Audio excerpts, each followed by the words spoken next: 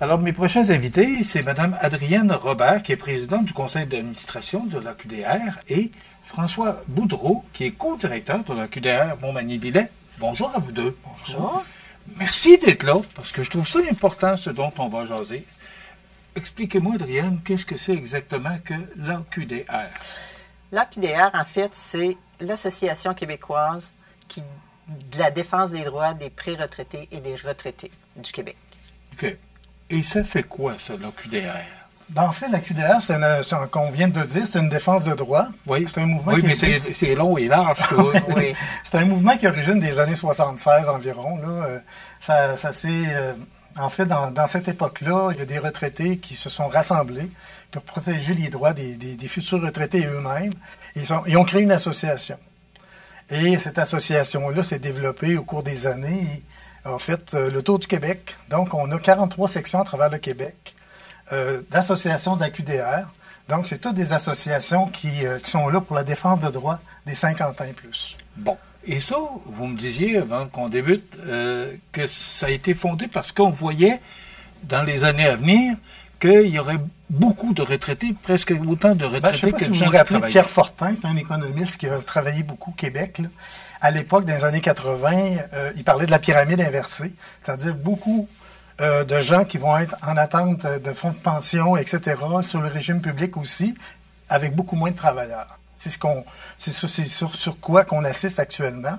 En 2030, on devrait avoir un travailleur pour un retraité. Donc, il y a du poids à ses épaules. C'est qu'il va rentrer autant de chèques de pension qui va...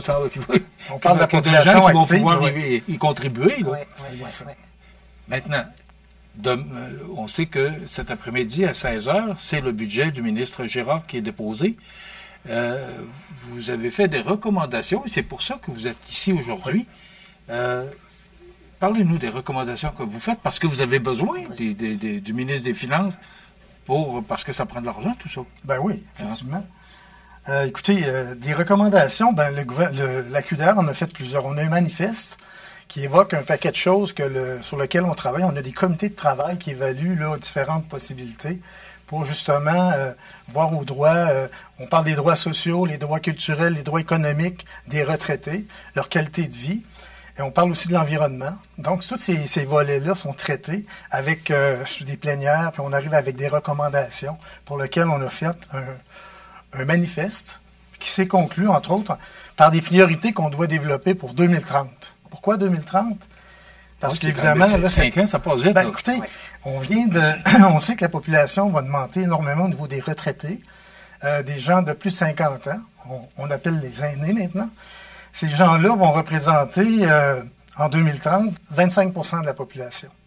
Donc, c'est une personne sur 5 et sur 4 qui va être un retraité. Et ce qu'on voit actuellement, c'est que dans Montmagny-Lillet, le chiffre est encore plus élevé.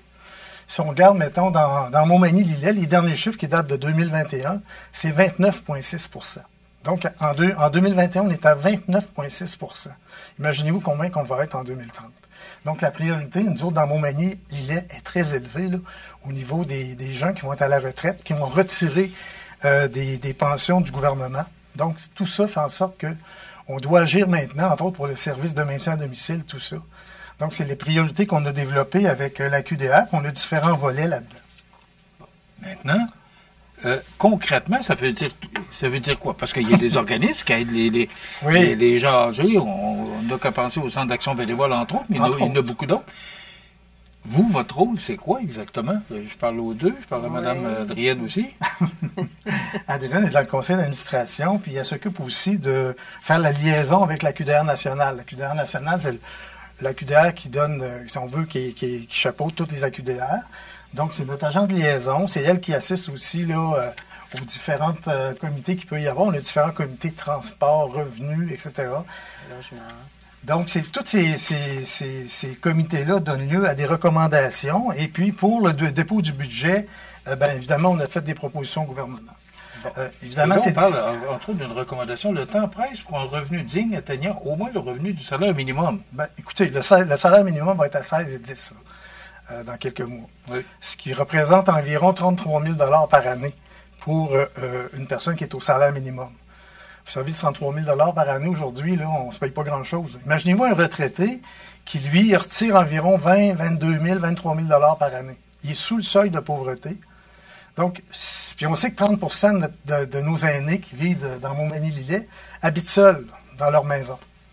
Donc, ça veut dire que ces gens-là doivent assumer toutes les hausses qu'on voit actuellement, là, les hausses du coût de la vie, les taxes, etc. Et ça représente des situations très, très dramatiques. Si on regarde, exemple, là, à Montréal, on parlait d'itinérance à Montréal. Juste pour donner quelques chiffres, là, 44 des itinérants à Montréal ont plus de 50 ans. Ce chiffre-là a augmenté de 30 depuis 3 ans. Pourquoi? Parce que ces gens-là n'ont pas de logement. Ils n'ont pas de logement. Il n'y a pas de logements sociaux. On est à Montréal. Là. Mais comment vous intervenez, vous? Là c'est beau, là, vous faites des recommandations au ministre qui va déposer son budget, mais vous vous attendez à quoi? Là, écoutez, là on votre est un manifeste est mouvement de déposé, et là, on sait qu'il va nous annoncer cet après-midi un déficit record. Ouais. Et puis l'autre était déjà un record. Là, on bat des records sur le déficit. Est-ce que vous pensez être entendu, M. Boudreau? Bien, vous savez, ce qui arrive là-dedans, c'est que nous, on fait des recommandations. Hein? On n'est pas au pouvoir, là, puis on influence les députés, on essaie d'approcher tous les décideurs, qu'elles soient municipaux, provinciaux, même fédéraux, pour leur cibler nos revendications. Ce qu'on voit, bien évidemment, quand on parle avec les députés, la réponse ne vient pas. Là, on s'attend qu'il y ait des choses qui se fassent au sein du gouvernement. Une des priorités, entre autres, dans nos demandes, c'est la création d'un ministère des aînés. Vous savez que M. Dubé, Christian Dubé, qui est le ministre de la Santé, il est adjoint de Sonia Bélanger, qui est comme ministre aux aînés. Mais c'est pas un ministère, là. C'est juste... C'est ça, elle s'occupe... Oui, elle s'occupe des aînés, mais elle n'a pas de ministère. Mais il n'y a pas de ministère. Il n'y a pas d'argent qui vient avec ça, là, vous le savez. Là. Voyez-vous, moi je pensais qu'il y avait un ministère, mais il n'y en a pas. Il n'y en a pas. Alors, donc, vous demandez la création d'un ministère. On représente 25 de la population, puis on n'a pas de ministère. Alors, je pense que c'est important que le gouvernement nous écoute, mais une fois qu'on aurait un ministère, là, on peut penser à long terme, trouver des moyens d'essayer de résoudre la situation en 2030 et les années suivantes. Il faut avoir une vue qui va se projeter dans le futur. C'est pour ça que l'importance de nos recommandations, ça touche le gouvernement. Et c'est immédiat. Il y a des actions qui doivent être prises immédiatement si on veut engueuler le plus possible là, les impacts que ça va avoir dans le futur. Le document que vous avez remis, c'est l'AQDR Montmagny-Lillet ou c'est l'Association des AQDR du Québec? C'est l'AQDR national qui a produit le document. Nous, on a fait quand même une adaptation. On a quand même envoyé 10 recommandations. Ici, qui sont, rapidement? C'est quoi les 10 recommandations? Prévenir la pauvreté, assurer une qualité de vie, je vous donne les grands enjeux, favoriser l'inclusion sociale, s'engager dans une démarche de développement durable. Ça, c'est sous-défini dans chacun des cas. Là.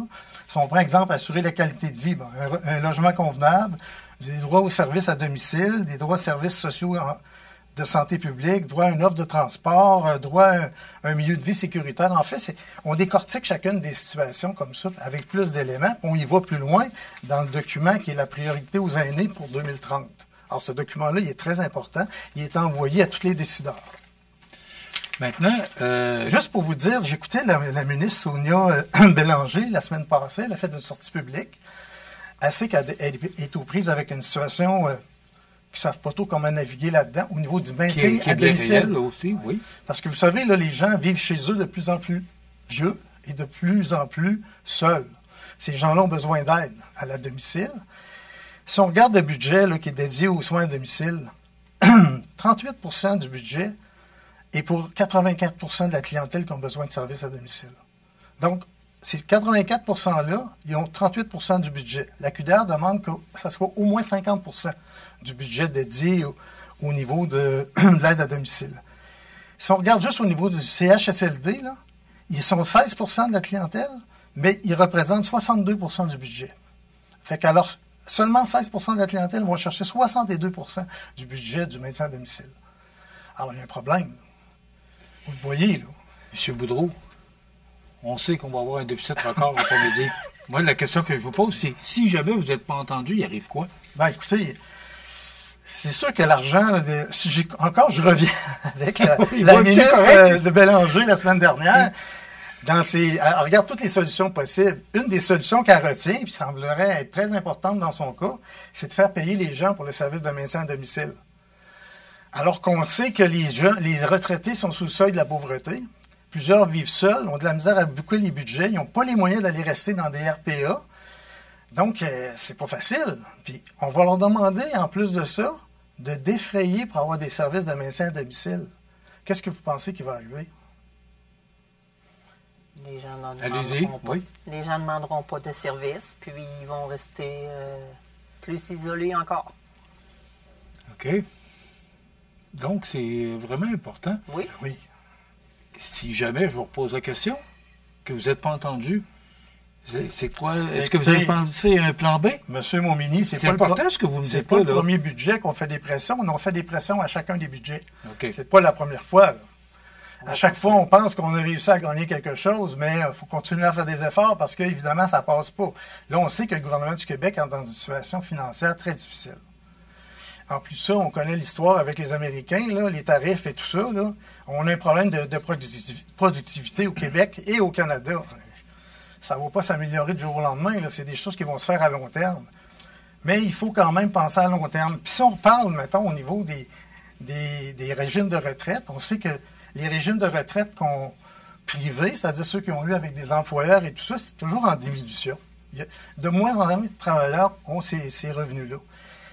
Donc, c'est tous des gens qui attendent la Régie des rentes du Québec, le Fonds de pension du Canada pour survivre.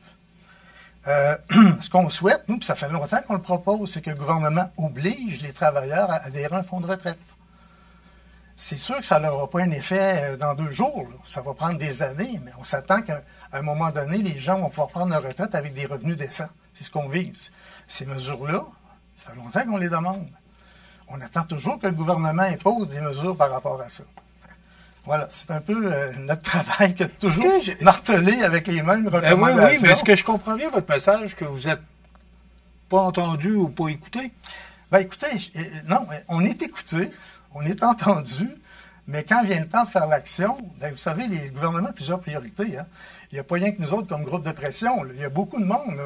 Même à l'intérieur de leur propre parti, ils ont des groupes de pression. Alors évidemment, c'est sûr qu'ils ont des décisions à prendre. Là, on sait qu'on est dans un impasse budgétaire. Nous, ce qu'on leur démontre, c'est qu'il y a un impasse budgétaire, d'accord, mais il y a un impasse important en 2030, puis il ne faut pas passer à côté. Là. Alors... Je salue votre dynamisme, la QDR de Montmagny-Lillet. Madame, vous siégez justement auprès de toutes les AQDR du Québec. Oui. Est-ce que c'est aussi dynamique partout au Québec? Est-ce qu'on défend les points que M. Boudreau nous explique autant à grandeur du Québec? Tout à fait. OK. Puis, au national, on descend ça dans chacune de nos sections. Il y a toujours un agent de liaison. Puis, on amène ça dans nos sections. Puis, on travaille ensemble pour essayer de modifier à partir de nos sections au préalable. Puis, on retourne faire notre travail avec le national. On fait un va-et-vient. Est-ce que Montmagny-Lillet, parce que vous parliez de 29,6 au niveau des aînés, est-ce qu'on est une des vieilles régions par rapport au reste du Québec? Juste pour vous donner des statistiques, là, parce que j'en ai des toutes Rapidement, parce qu'il vous reste 60 secondes. On représente 29,5 des aînés dans Montmagny-Lillet, alors que dans la moyenne de Chaudière-Appalaches, c'est 23 alors qu'au provincial, c'est 20,6 Ces données-là, c'est 29,5 des gens qui ont 65 ans et plus. Ça date de 2021. Ça date de 2021, on vient de les avoir, ces données-là. Ouais. Juste dans Chaudière-Appalaches, c'est 23 fait qu'on est déjà beaucoup plus haut. Et dans tout le Québec, c'est 20,6 Donc, pour le Québec, on s'attend qu'en 2030, ce 20,6-là va être rendu à 25 Mais nous, on est déjà à 29,5 On peut s'attendre que ça monte encore. Ça va monter énormément. Ça peut 32, 33. Écoutez, là, on sait en plus de ça, c'est qu'au niveau des gens de 75 ans et plus, notre MRC aussi est plus vieille encore plus pour les gens de 75 ans et plus. On est encore surreprésentés. C'est très intéressant comme entrevue. Moi, j'apprends beaucoup de choses aujourd'hui. Tenez-nous au courant des développements parce que les gens qui nous regardent probablement en apprennent autant que moi aujourd'hui. Tenez-nous au courant parce qu'on n'est pas au courant. Vous savez, on a beaucoup d'activités, la QDR. Hein? On fait des conférences à chaque semaine. On en fait dans des restaurants aux 4 coins des 2 MRC.